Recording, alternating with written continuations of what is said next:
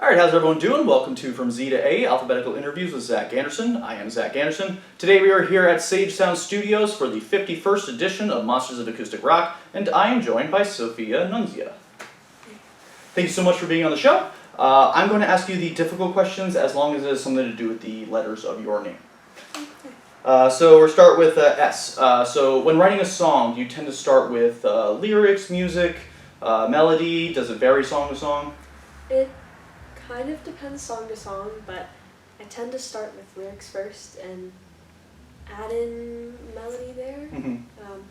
It really depends. Sometimes it's based off the situation, sometimes it's just for fun, but I mean it definitely varies, but I love starting with melody first because it's easier and the words come faster. Right.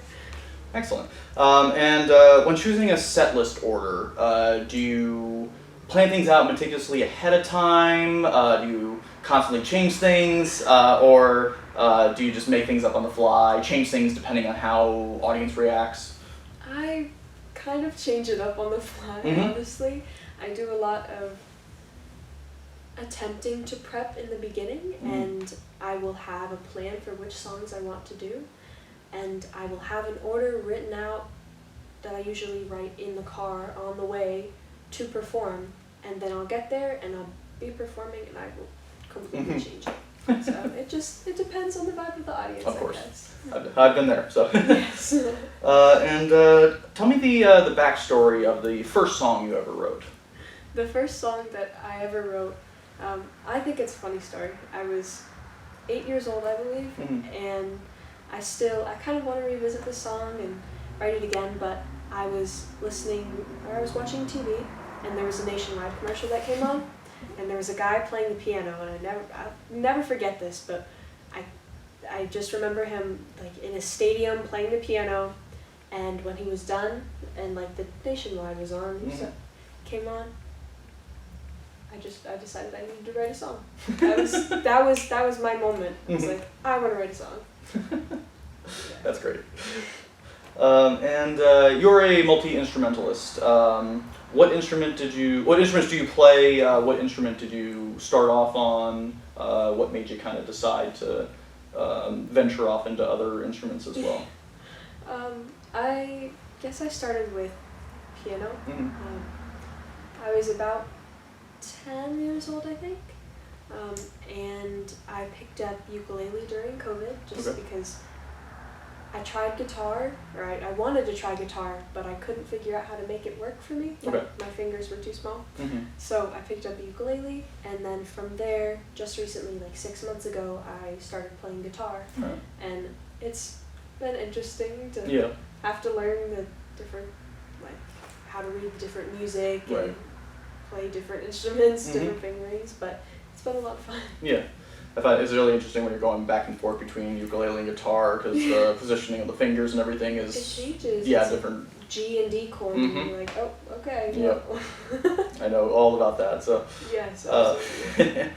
And if you could play a gig with any other act in the world at any venue in the world, who would it be with and where would it be?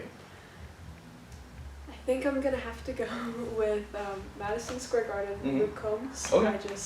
Since I was 5 years old and listening to music and dancing around in the kitchen, whatever, I've always said, like, I want to sell out the biggest stadium that I know of, and that's Gillette, and I mean, it's a dream. And same thing with Luke Combs. Like, I went to his concert a couple months back for my birthday, but I think it would be so awesome because he's one of my idols. But I think that would be a great show. And I like to end all my interviews with 3 interesting or random facts about yourself that many people may not know.